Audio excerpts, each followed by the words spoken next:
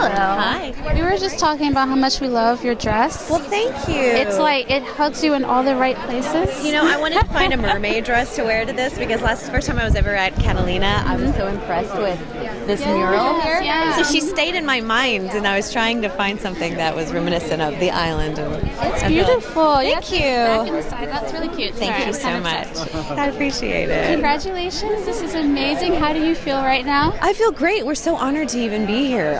You know, you make a film and you wonder if anybody's ever going to see it, and getting to like play it in a place as beautiful as this, and the festival is awesome. You guys have you've world premiered my film last year here, so Catalina holds a special place in my heart, and we're all just thrilled. I mean, this is the biggest group we've had of the Virginia, Minnesota team from all of our festivals that we've been to, so we're thrilled to be here. So I saw you drag Mr. behind you. So can you tell everyone who hasn't seen the film, tell us about Mr. and who he is and this little backpack. Okay, Mr. is, in the film you'll see, he's my travel companion. I picked him up off the side of the road in Reno. Somebody had poured liquor on him, and I basically wanted to save him. And he's a wandering robot, and he works. And he basically goes from spot to spot by basically hitchhiking and being picked up as a hitchhiker. And he's a navigator. He's full of information, and he's kind of your walking companion. And he's kind of alive in a lot of ways. So you'll see why he matters in the story. So are you going to get to see? You know, We're trying to. Okay, We're hoping to. We'll see. Cool. Yeah.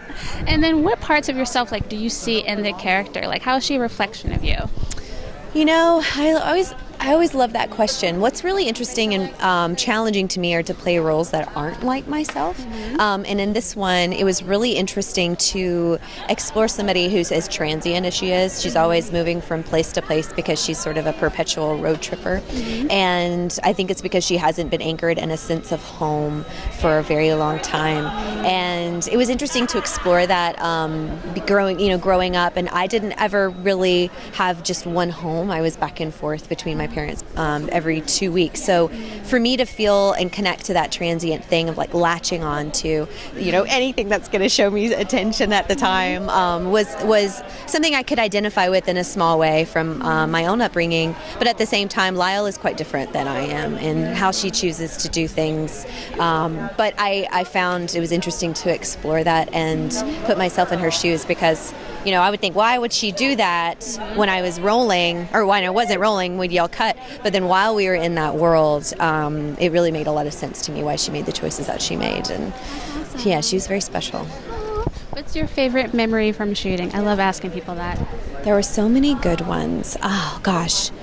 I would say being at Split Rock Lighthouse, which is the world's most photographed lighthouse, I think. I'm sorry, America's most photographed lighthouse in Twin Harbors in Minnesota, actually 2 harbors, not Twin Harbors, and doing this huge dance party scene with lights and fire, and Lyle's character, she doesn't know how to dance, and she just has to learn to let go.